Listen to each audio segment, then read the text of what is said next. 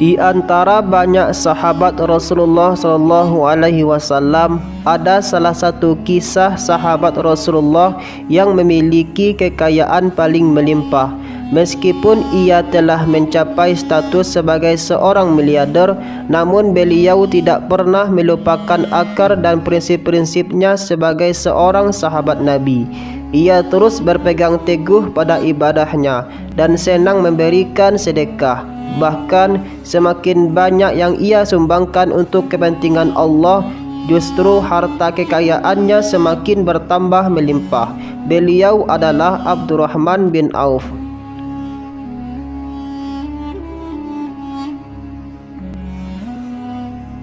Di antara para sahabat Rasulullah SAW, Abdurrahman bin Auf adalah sahabat yang paling kaya dan bergelimang harta. Dari kitab Rijal Haula ar-Rasul karya Khalid Muhammad Khalid, Abdurrahman bin Auf dikisahkan pernah memborong dagangan dari kota Syam dan dibawa ke Madinah dengan jumlah yang amat banyak. Siti Aisyah radhiyallahu anha menceritakan, Abdurrahman bin Auf seringkali membawa pulang 700 kontainer dagangan seperti barisan pawai yang tidak ada putusnya.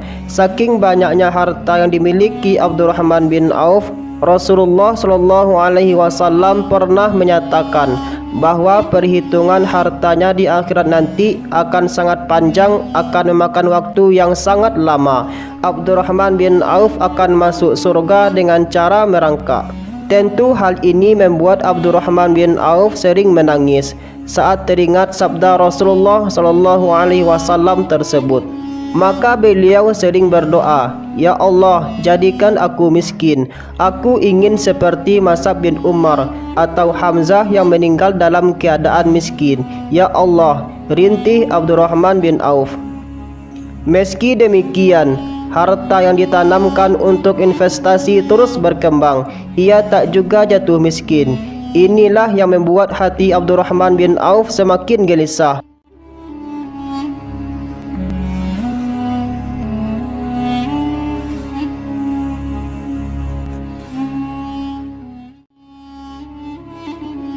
Ketika Nabi Muhammad SAW memerintahkan para sahabatnya yang hijrah ke Habasyah, Abdurrahman bin Auf ikut hijrah untuk kedua kalinya ke Habasyah dan kemudian ke Madinah.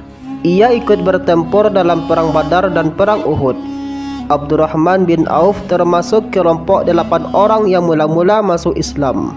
Ia juga tergolong 10 sahabat yang diberi kabar gembira oleh Rasulullah masuk surga, dan termasuk 6 orang sahabat yang bermusyawarah dalam pemilihan khalifah setelah Umar bin Al-Khattab.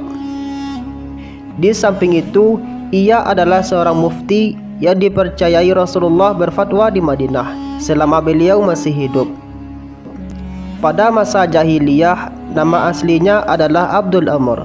Kemudian Rasulullah memanggilnya Abdurrahman bin Auf setelah beliau masuk Islam. Ia memeluk Islam sebelum Rasulullah menjadikan rumah Al-Arqam sebagai pusat dakwah. Ia mendapat hidayah dari Allah 2 hari setelah Abu Bakar As-Siddiq masuk Islam. Seperti kaum muslimin yang pertama-tama masuk agama Islam, Abdurrahman bin Auf tidak luput dari penyiksaan dan tekanan dari kaum kafir Quraisy. Namun ia tetap sabar dan tabah. Abdurrahman juga turut hijrah ke Habasyah bersama kawan-kawan seiman untuk menyelamkan diri dari tekanan kaum Quraisy. Tak kala Rasulullah SAW dan para sahabat diizinkan oleh Allah hijrah ke kota Madinah, Abdurrahman termasuk orang yang menjadi pelopor untuk mengikuti ajakan hijrah Rasulullah itu. Di Madinah, Rasulullah banyak mempersaudarakan kaum Muhajirin dan kaum Ansor. Diriwayatkan dari Anas bin Malik, Rasulullah telah mempersaudarakan Abdurrahman dengan Sa'ad bin Al-Rabi Al-Ansori tak kala tiba di Madinah. Sa'ad yang terkenal dengan kekayaannya di Madinah menawarkan harta pada Abdurrahman bin Auf. Akan tetapi saat itu penawaran ditolak dan dia malah bertanya lokasi pasar yang ada di Madinah saat itu. Setelah dicari tahu, Ternyata harga sewa pasar di Madinah sangat mahal. Banyak orang-orang yang ingin berdagang, namun tidak ada modal besar untuk menyewa tempat. Dengan peluang dan inisiatifnya, Abdurrahman bin Auf membeli tanah itu dan menjadikannya sebagai kafling-kafling pasar. Sesaat tanah tersebut dibeli, ia pun segera membagi tanah menjadi beberapa bagian dengan ukuran yang sama besarnya. Abdurrahman kemudian mempersilahkan siapapun untuk berdagang di atas tanah tersebut tanpa dikenakan biaya sewa. Selain dikenal pandai dalam berdagang, ia juga dikenal sebagai seorang yang pemberani. Pada saat Perang Badar, Abdurrahman bin Auf berhasil membunuh salah satu musuh Allah, yaitu Umar bin Utsman bin Ka'ab At-Taimi. Keberaniannya itu juga ia tampakkan ketika di Perang Uhud. Ia tetap berperang walaupun banyak kaum muslimin yang lari. Jika sedang berjihad, ia pasti berdagang. Hal itu ia anggap sebagai suatu amal yang keberhasilannya diharapkan bisa semakin mendekatkan dirinya kepada Allah Subhanahu wa taala. Keuletannya berdagang serta doa dari Rasulullah sallallahu alaihi wasallam menjadikan perdagangannya semakin berhasil dan sukses. Abdurrahman bin Auf adalah sahabat yang dikenal paling kaya dan dermawan. Ia tak segan-segan mengeluarkan hartanya untuk jihad fisabilillah.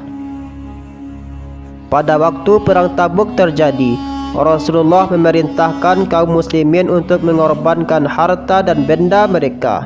Dengan patuh, Abdurrahman bin Auf memenuhi suruhan Nabi dengan memberikan 200 uqiyah emas.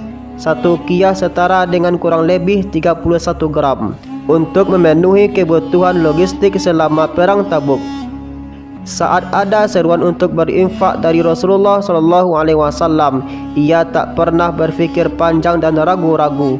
Mengetahui banyaknya harta yang diberikan oleh Abdurrahman bin Auf tersebut, Umar bin Al-Khattab kemudian berbisik kepada Rasulullah SAW, "Ya Rasulullah, sepertinya Abdurrahman berdosa karena tidak meninggalkan uang belanja sedikit pun untuk keluarganya di rumah." Rasulullah bertanya kepada Abdurrahman, "Apakah kau meninggalkan uang belanja untuk istrimu ya Abdurrahman?" Maka Abdurrahman menjawab, "Iya ya Rasulullah, mereka kutinggalkan lebih banyak dan lebih baik daripada yang kusumbangkan ini." "Berapa ya Abdurrahman?" tanya Rasulullah. Kemudian Abdurrahman bin Auf menjawab, "Sebanyak rezeki kebaikan dan pahala yang dijanjikan oleh Allah Subhanahu wa taala." Maksudnya rezeki kebaikan dan pahala yang dijanjikan untuk siapa-siapa yang bersedekah di jalan Allah.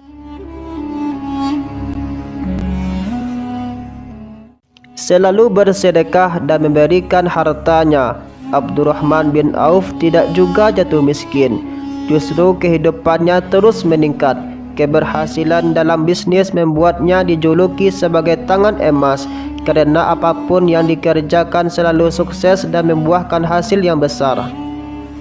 Di saat Abdurrahman bin Auf merelakan semua hartanya agar jatuh miskin, saat itu pula Allah memberikan limpahan harta berkali-kali lipat untuknya. Meskipun sangat kaya raya, tetapi dirinya tidak sombong. Ia tetap rendah hati dan hidup dalam kesederhanaan. Keistimewaan dari Abdurrahman bin Auf adalah dirinya dikenal sebagai sosok yang dermawan. Tak heran jika dirinya banyak dicintai para sahabat lainnya, apalagi dirinya banyak berjasa menyumbangkan kekayaannya untuk Islam. Abdurrahman bin Auf meninggal ketika berumur 75 tahun. Ada juga yang mengatakan 72 tahun pada tahun 31 Hijriah. Namun pendapat lain menyebutkan tahun 32 Hijriah. Ia dimakamkan di pekuburan Baqi yang diimami oleh Utsman bin Affan. Berdasarkan wasiatnya, ia meninggalkan 28 anak laki-laki dan 8 orang perempuan. Dalam sebuah riwayat dikisahkan bahwa harta peninggalan Abdurrahman bin Auf itu ada yang berupa emas murni, sedangkan 4 orang istrinya masing-masing menerima harta warisan sebanyak 80.000 dinar pada saat itu.